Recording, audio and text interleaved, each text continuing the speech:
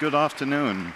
Second day of a very busy conference, just before the Christmas break and a lunchtime slot. So what better opportunity to try to inspire you a little bit thinking about your next holiday and where you could go. My name is Marc Sier. I'm the CEO of Secret Escapes for our German-speaking countries. And I'm very excited to tell you a little bit about the journey that we've been on over the last couple of years. For those of you who don't know us, we are an online travel marketplace for 4- and 5-star experiences, and our mission is to inspire the world to escape. How do we do this? We create curated, quite exclusive experiences where we send our members on 4- and 5-star journeys, and we offer discounts up to 60% by helping hotels managing their yield and solving the under-occupancy problem. We've been around for a while now. We've been founded more than 10 years ago. We have been profitable since 2017, and over the years we built a member base of roughly 40 million members, mostly in Europe. We operate in 14 countries and have about 6,000 hotel partners live on our platform. Why are we here? Because the last 2 years during COVID have felt like a complete life cycle and a complete reset of the business model again.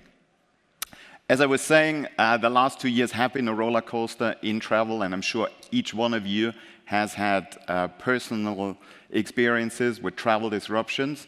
And I'm just here to remind everybody that travel, in particular, is a huge market, and it's a very robust market. In our chosen markets over here in Europe, we believe the market potential to be about 140 billion.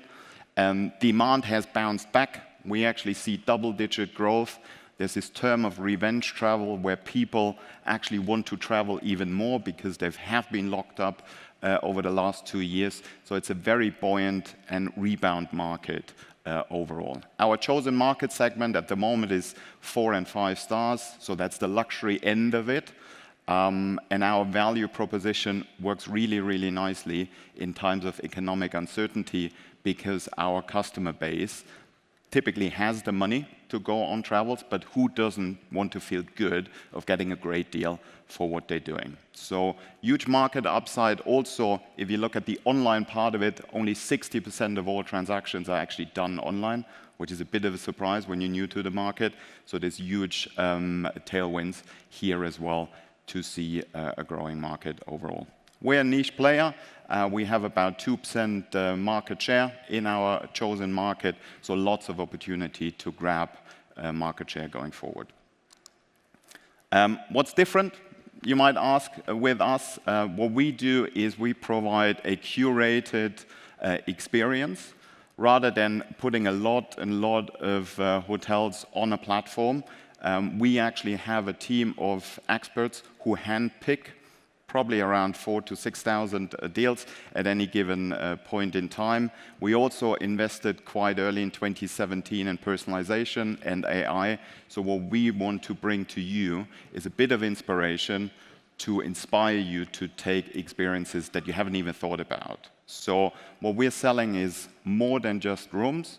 We typically bundle in a little bit of extra. This might be a spa treatment, this might be a 3-course dinner, so, or might even be a cruise when you go and see the Northern Lights. And what we want to do is, as I said, inspire our members. And we acquire them typically through online marketing and then deliver inspiring messages through push marketing levers. We talked a lot about our customer value proposition. Typically, the first question I get from people, but are the 60% discounts really real? Is this really the case that the prices are so good? And I'm very happy and proud to say that we check 1 million prices every single month. We compare our prices on a daily basis, so each individual date that we're offering is the best price you can find online. And if we don't do that, we have a value guarantee. So if you find a deal or a date cheaper somewhere else, we're going to refund this to you. Second question that I typically get then, but why are the hotels giving you up to 60% discount? And it's not a secret, the hotel industry, even a good hotel, typically operates at about 70 to 80% occupancy rate. So there's a huge potential in the market that is unsold inventory. And as you can imagine, a hotel room that is not sold doesn't generate revenue for the room. You have all the fixed costs. So any additional revenue you're making from that unsold inventory almost falls straight to the bottom line. Also, through our inspirational business model, 9 out of 10 trips that people book are incremental, i.e. we're delivering incremental revenue for our hotel partners. We bundle in exclusions, so we turn this discretionary spend of someone might take a dinner at your hotel or not into a guaranteed revenue stream for them. And we have a very affluent member base that typically spends 20 to 30% more than your average customer in the bar, in the restaurant.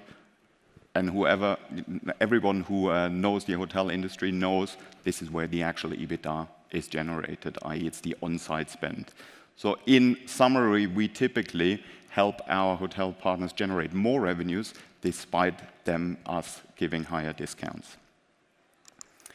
Part of our success has been based on our marketing model, where we acquire a member base. I mentioned earlier about 40 million members that we have in our database through typical digital and traditional marketing channels.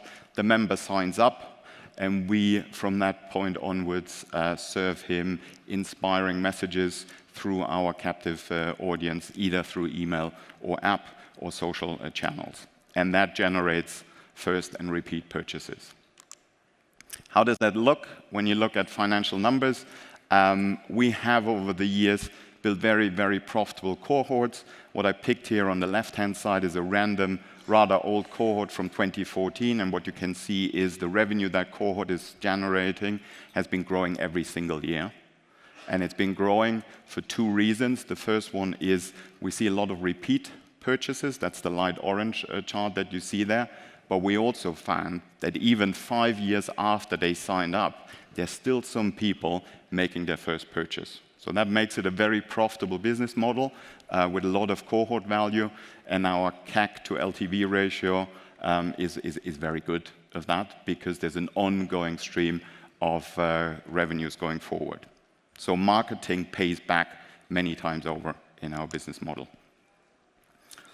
I couldn't be standing here without talking about COVID. So obviously COVID had a massive impact on our business model. Actually, from one day to the next, we've gone from a very, very good revenue stream to 0 revenues in 2022. We used the crisis to really look very hard at our business model. We evolved it from a historically purely flash sale business to a flash sale plus recurring revenue business. And that allowed us to significantly increase not only our revenue per member, which is up 40% since 2019, but it also allowed us to generate our deals in a much, much more profitable way. Unit economics significantly higher because we don't have that continuous repeat business that we need to build constantly. We've also invested, as I said, quite heavily into personalization and AI from 2017 onwards. We're using those insights to buy more profitable new members. And as you can see here, we almost doubled, or we more than doubled, the value of our new cohorts that we're acquiring. So not only do we have a very solid base of existing members, we're also adding more profitable members on top of that every single month. So hopefully next year I can be here, Marco, and no longer talk about COVID. We feel, at this conference, and talk about a very bright and optimistic outlook. We see plenty of opportunities for the online travel market itself and for us to grow in that. Our existing market, the market that we're in at the moment, we expect to grow 2.5x over the next couple of years by demand coming back and people spending more of their discretionary spend over there. But we also see tons of opportunities to grow outside in adjacent markets, We've dipped our toes in the package market as well, where we actually bundle up flights plus hotels plus excursions, and we've also experimenting with on-site experiences. So we're very positive about the future, and hopefully then next year I don't need to talk about COVID anymore. Thank you very much.